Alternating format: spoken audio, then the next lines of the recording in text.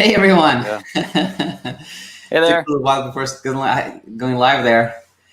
Yeah, everyone, super welcome to ACT number 57. How are you, Mike? I'm doing well, thanks. And you? Very well. It's funny, like I set off like 15 minutes to like prepare, get the questions in. It always, for some reason, it's like, oh, it's just 2 minutes to go, and I rush to send you the invite, and like, That's funny. We made it. We made it. Like we got, I guess, 1 minute late, but we've been pretty good at sticking to the 2 p.m. Yeah, that's great. All right, let's get going here. So I actually a little bit different. I prepared like 2 things to start with that are you'll see why in a second here. You'll see why in a second, Mike. And then we have 2 questions from people. So let me start sharing my screen here, and then we can start answering some questions. We have a Chrome tab I want to share, and it is this one, and I want to share that. And so let's go to the top here. This is a comment actually from Ask Daniel number 56, and I just wanted to read this. I think one of the most important content I consumed in my search for support through your content was an Ask Daniel episode in which you and Coach Michael described that the best measure of successful sleep is how one feels during the day. This alone allowed me to be able to push myself into further confidence by using how I felt during the day to springboard myself into trusting in my ability to sleep naturally. This is great advice, and I'm so happy Karen did well. And then continuing here. Hi, Dr. Sam, Peter Wandego. Just want to say thank you for taking time to answer my question on YouTube channel. It was great to listen to the discussion, and I'm really grateful you both, Coach Michael and myself, take the time to address people's questions. I've taken your advice to extend my sleep window slightly, and I've noticed an improvement in my sleep over the past days. So thank you again. Your other videos have been helpful as well. So I want to ask you, Mike, like when you read these things, like we saw from Karan, who listened to what we said, doing better. We saw from Peter, listened to what we talked about, doing better. How do you feel when you read this, when you hear this? How do I feel? It's amazing. Right? It's amazing. It's just amazing because these people, they did it themselves, right? It's like, okay, we can offer guidance and ways of thinking about certain things. Ultimately, they did it themselves. And that's such a huge message for these people. They're working on their sleep in really productive ways, and they get results, and they see that, and they feel it during the day. They feel better, and their confidence goes up, and anxiety goes down, and it's so rewarding.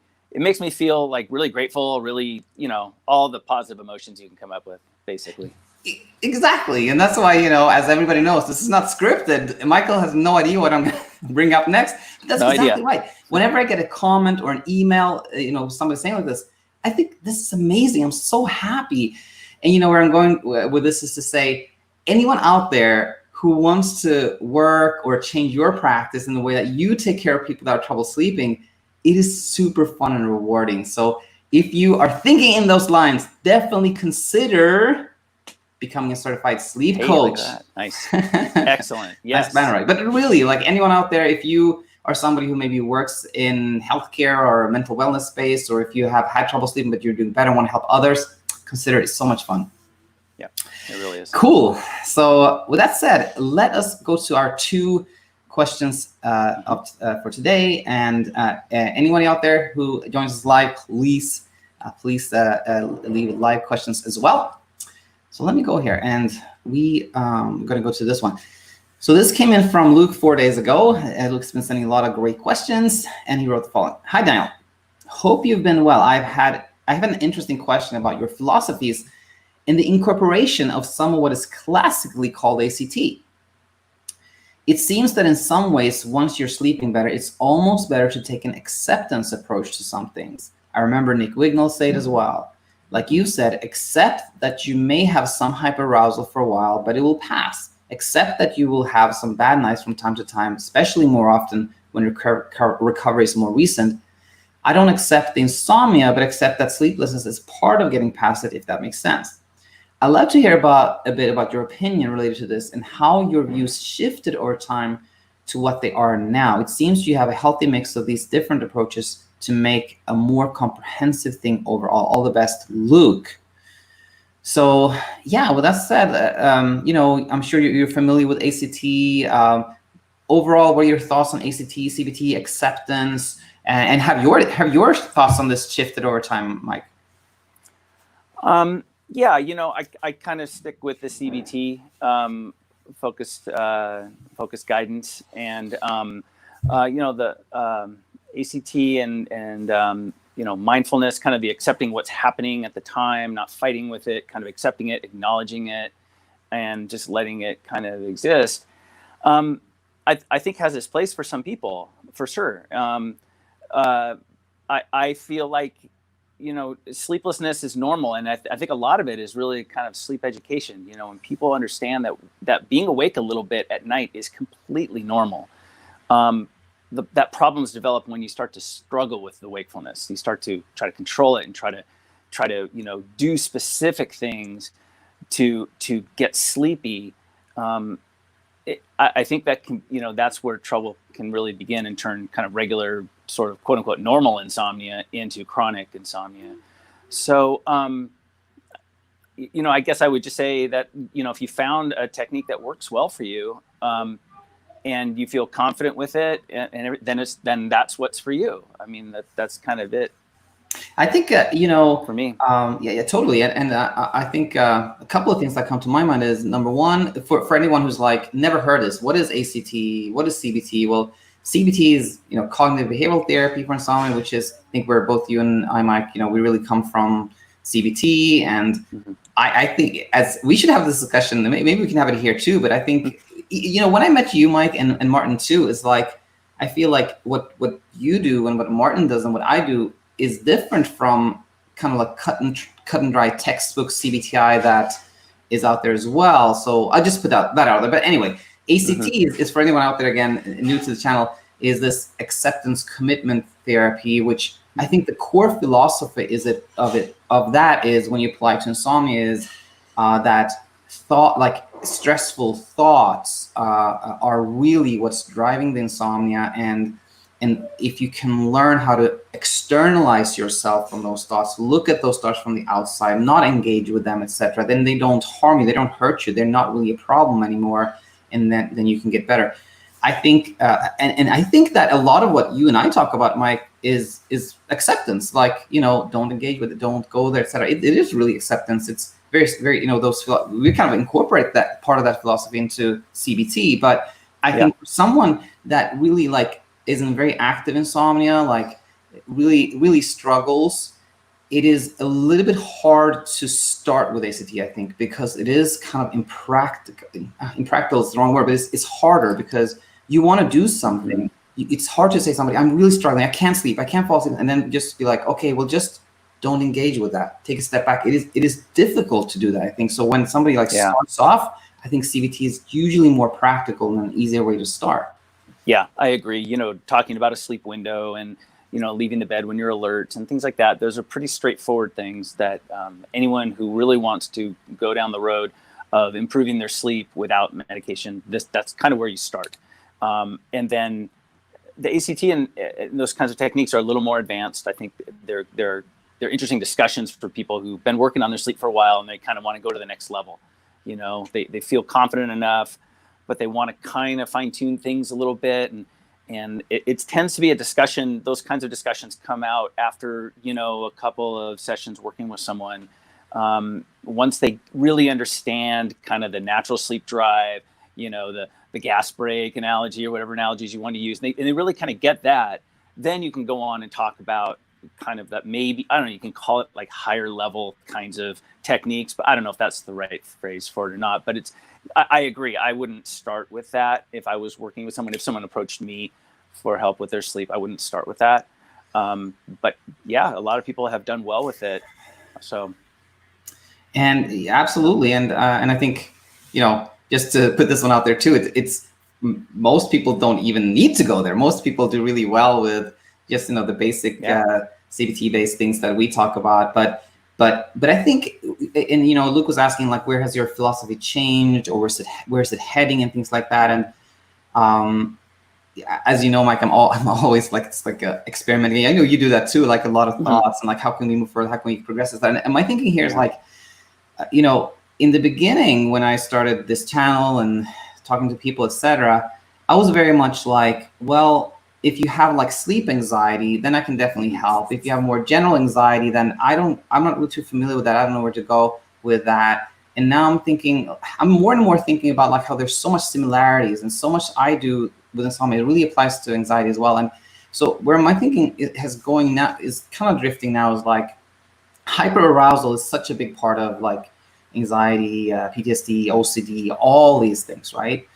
And oftentimes that hyperarousal comes from either rumination, right? Worrying about the past, thinking what happened in the past, you know, why did this happen? Trying to change the past, which you can't, or worrying about the future. What if I can't sleep better? What if I can't? What if happens? And that's where I think ACT and mindfulness has a really important place, because it brings you from the present, from the past and the future to the present, you know? And all these exercises that you read about is like, you know, the classic one. For some reason, everybody uses a raisin in these books. Like, okay, just pick a raisin and just look at the raisin, like smell the raisin, listen to the raisin, like touch it and feel it, like brings you to the present. I feel like where I'm going with this is kind of, I think this mindfulness ACT stuff can really help someone, you know, have like a pause button, that just be in the present now. And it is a practice, but that's kind of where my philosophy is trending. I think I'm exploring, trying to use it more for that. Just pause it. Yeah. I try, just to add a little, I try to help people become, and it sounds really strange, in a sense, indifferent to being awake at night. And when someone can be comfortable with that, with being indifferent to being awake, then you can often, almost sometimes visually see anxiety, the hyperarousal just start to decrease about their sleep. You know, once someone kind of gets to that level, then the ACT, you know, you know, just observing thoughts kind of in a, you know, and not engaging with them, kind of just, they are what they are, and they're going to be around now and then. That kind of discussion, you know, usually gets a little easier and can help them progress from there. It's interesting how things are like worded differently, but kind of mean the same thing. Like I talk a lot about like not being so attached to the outcome. It's almost the same as being indifferent, or very similar as like they often talk about in ACT is like not non-judgment, right? Like it's kind of the same thing again. Like I'm in my bed and I think this thing, but I'm not going to judge myself for thinking that. I'm kind of indifferent to it. You know, it's very similar. Yeah, they are. They're actually quite similar. Yeah. Cool. So yeah, I think Luke, I hope that that was helpful to you. Love to get other questions as well. And then let me share my screen here so we can take a look at another question. And this is very different kind of question, different topic. And this is from Ricardo, who I can't remember exactly what we talked about, but he submitted a question recently and he said this. And that was like he started his first week of applying like CBT. And I was saying, I'm starting my second week with CBTI. I was able to sleep something every day this past week. For the first 3 days, what happened was that I went to bed between 10:40 and midnight, and I got out of bed twice at night. I go to another room and lay on the cold floor for like 20 minutes. I read in the Sasha Stevens book, listen to music, reading, or even watching TV. Reading or even watching TV. It's not something that I find very pleasant. Oh, okay. So, okay, got it. So he's just lying in the floor, but he's saying just listen to music and reading TV. So it's not something I find pleasant. Okay. After the second time I get out of bed to do this, I usually fall asleep faster. So that gave me between 2.5 to 4 hours of sleep. I get out of bed at 6 a.m. even though I want to stay in bed so bad, because even though I slept a little bit, I'm still so tired. Still, I managed to get out of bed at 6 a.m. Yesterday, the same thing happened because of accumulation. I really struggled during the day. Morning was awful. I just wanted to go back to bed. My eyes were red and swollen. I was really craving for bed, but I managed to make it through the day without going to bed somehow. I'm going to work in England a month from now, but for now I'm still living in Portugal. So for the time being, I really don't have any commitment in the morning. Last night I went to bed around 22:40, and because of the accumulation, I just crashed. I woke up at 2:40. I slept 4 hours, even though I had the sensation of only sleeping 5 minutes for the next 3 hours until 6 a.m. I did not sleep anymore. I get out of bed twice, but couldn't go back to sleep. Today, as I write to you in the morning, I'm tired as well, red swollen eyes. I would like to ask you if going to bed, let's say at 7 p.m. or 8 p.m. can be a bad thing. It has happened before that I was so sleepy at that point that I ended up going to bed and sleeping until 1 a.m. and I felt completely restored.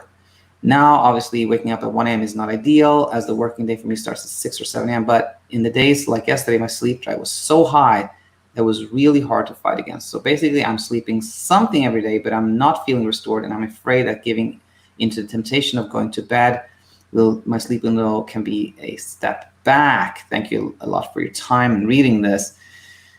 So, several things there to talk about, but just big picture, Mike, overall, what are your thoughts when you hear this?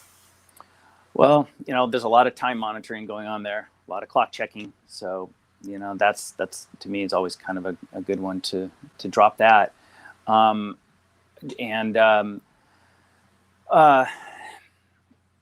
Yeah, it's a tough one. There's a lot going on there. I think, the morning side of things is always a good place to start, really try to anchor that down and just say, start your day at the same time every morning, which is more than waking up. So choose a time that kind of works for you and isn't too far off from your natural time. Like, if you get up anywhere from, like 5 to 8 or something like that, I would say, set your morning time for 6 or something, kind of split the difference a little, maybe a little closer on the earlier side. I like to tell people, I like to take all the fun out of their life, it's like a little earlier. So, something like that, just to kind of anchor things and then get some morning light. I really am such a strong believer in that morning sunlight. It's a really helpful anchor for that natural built-in sleep-wake rhythm that you have. So being consistent in the morning about getting up and being active. And then this time of year in the Northern Hemisphere, where it sounds like Portugal's Northern Hemisphere. So, try to get some natural light. And I think that's a good way to just start off every 24 hours. And then, you want to resist the big long nap thing. Of course, that's just going to really kind of throw your sleep rhythm off. A quick little power nap after lunch is okay. If you really are going to commit to just like taking the edge off the sleepiness, 10, 15 minutes, make sure you're not sleeping longer than that. It just helps get through the day kind of thing. And then in the evening, just ditch the clock, at some point before you go to bed, ditch the clock. Not even worth knowing exactly what time you go to bed or what time you wake up at night. It tends to just throw this performance anxiety into the mix and gets your mind thinking and all that. I would, I would wonder, like, what are you thinking about when you're lying on the floor? You're cooling down, it sounds like, and that can be helpful. Mammals like to sleep in cool areas and stuff. So that's good. Make sure your bedroom isn't too warm. I mean, I don't know. I'm just throwing out some sleep hygiene things, which, we don't really focus on. But if that's a simple thing that you wake up hot because your room is hot, well, you got to do something about that. But then, if you're just lying on the floor, like, what are you thinking about? Are you ruminating? It's like that kind of thought process. Maybe you need to just engage in just some simple creative activity, coloring, or I don't know, simple stuff. If you don't like reading, don't read. If you like to listen to something, maybe do that. I don't know, just something that I would question about what you're thinking about when you're lying on the floor. And then that's kind of where I would start, probably. I don't know. It's my thoughts. Yeah, I think some great things like, I think it sounds like Ricardo's already doing like getting out of bed around 6 a.m., which is good. Mm-hmm. But then what you always say, Mike, is that it doesn't have to be necessarily like, exactly at 6 a.m. You can give yourself a little bit, wiggle room there. It's totally fine. Yeah. But one thing about that one that I think is important is that if you wake up at 5:30 and you're like, or like say 5:45 instead, and you're like, I think I would enjoy sleeping a little bit more, and maybe set an alarm for 6:30. But which is very different from you wake up at 5:45 and like, I gotta get more sleep. I have to get more sleep. Now, then that's not good, because then you're like, again, like teaching your brain that, sleep is super important. You have to get sleep, as opposed to, I'd like to sleep some more, So if you find yourself like, gotta get more sleep, like then it's better to get up. But if you're like relaxed and like, I think I could sleep a little more just for enjoyment or for pleasure or for like, well-being, that's totally fine. Now, okay, so just so we don't forget, you kind of talked about it, but the specific question from Ricardo was like, what do you think about, I just go to bed at like 7 or 8, because at one point I slept from like 8 to 1, and then I felt really good. It's very impractical for me, but it worked that time. What do you think about that one? Well, it sounds like maybe that's where his natural, circadian rhythm had begun to align, maybe. And so that might be why it was easy to sleep during that time, but also because maybe there was no pressure. You lay down at 7 or 8 and you think, well, if I don't fall asleep right now, it's okay. It's still really early. You've just lowered the pressure, the anxiety, the performance anxiety, which often then allows natural sleepiness, if it's strong, to take over and put you to sleep. But then, after 5 hours, that's, might be close to what you need. For this person, it might be kind of similar to their natural sleep requirement. It sounds like that may be, that doesn't probably work with his life, right? He probably doesn't logistically doesn't want to sleep between 8 and 1 in the morning. I'm guessing there's something about a 6 or 7 o'clock time that something happens. So then you gotta move your sleep window, your natural homeostatic sleep drive window. All right. So if it's kind of early, you can't force yourself to sleep in later. You can only force yourself to stay up later. So you have to kind of do things to just keep yourself awake a little longer. Maybe whatever, cold water, kind of just stay on your feet a little bit more. Don't get sedentary, and then try to get to a certain clock time, like maybe 10, and then go into like, okay, now whatever happens, and have the 6 o'clock alarm. So you can kind of slowly push yourself a little bit in the evening. You can't sleep in later on a regular basis, but you can keep yourself up later with a little bit of willpower. You can't, on the flip side, you can't go to bed earlier, fall asleep earlier. You can't expect to do that, but you can get yourself up a little earlier. So you can kind of work with the two sides of that to kind of gradually push delay your natural sleep drive window to get it a little closer to 6 a.m. for your natural wake up time. But you might not need much more than 5 hours. I mean, you may have proven that to yourself. And so, that's something you might want to work with a little bit. Keep that window kind of short, and try that for, a couple weeks. I think, first of all, I totally agree that it may seem very tempting to say, I seem to, for some reason, sleep well from 8 to 1. So maybe that's what I should do. I think the important thing there is to know that these circadian rhythms, as you said, Michael, is they're not fixed in any way. Circadian rhythms are fluid. They're meant to. So, and exactly right. If you're not pressured to sleep at 8 or 1, that's probably why that happens easy. But it seems very impractical. Like, what are you going to do from 1 a.m. till 6 a.m.? Like, you are probably going to end up eventually being kind of frustrated. Everybody else is asleep. It's dark outside. I should be sleeping, etc. So I don't think it's practical. And I think something that works really great when you have this, like, I'm super sleepy earlier and then I'm not sleepy later on, is that exactly like Coach Michael says here.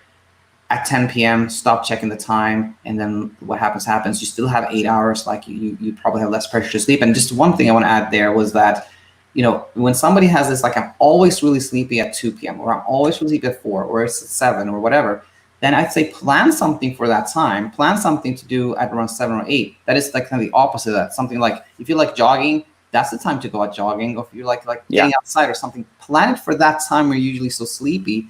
And that could really help. Right? Exactly. Yeah, totally agree.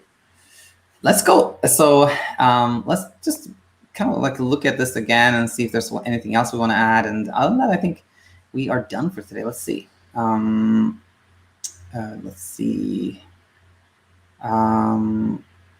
we talked about that.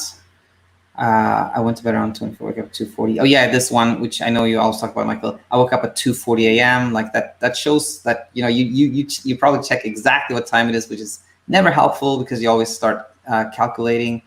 You're gonna go work in England. Oh yeah, we can talk a little bit about that. Maybe is a lot of people are are worried when, for example, you had trouble sleeping for a while, and maybe you haven't had any obligations, and then you're like, but I'm going to start this job in 2 weeks, so what's going to happen there? And my thoughts on that one is that it always seems very kind of scary when there's a change and you're going to maybe move somewhere and start a new schedule. But I think, generally speaking, most times it's actually helpful, because that change, you move to England, you are actually not going to be able to focus so much on sleep, and your attention is going to go in a different direction. So it wouldn't surprise me if that actually helps. Yeah, exactly. So, get excited about a new job, look forward to it. You'll be on maybe a more consistent daily routine. A lot of people kind of develop insomnia problems after they retire if they do kind of a regular 5-day-a-week kind of career job, and then they stop, and maybe their sleep hygiene kind of like takes a turn for the worse, and they sort of just do whatever they want to do, but they don't notice that maybe they're kind of like spending more time in bed, they're kind of sleeping in a little bit, and then sleep becomes a struggle. Then they feel like, wow, I don't get to sleep very easily anymore. And next thing you know, they're trying the medication or the supplement thing, and it's just a slippery slope that doesn't work in the long run. So, anyways, it's if you got a new job, that's great. There's a lot of positives for your sleep that can be associated with doing something new in a new area. Yeah. That's awesome. So I think, Ricardo, please stay in touch, and anyone that has a question, please leave a comment or send one to questions@thesleepcoachschool.com, and we'll be back in a week. Excellent. Thanks, everybody. Bye, everyone. Questions. Thanks.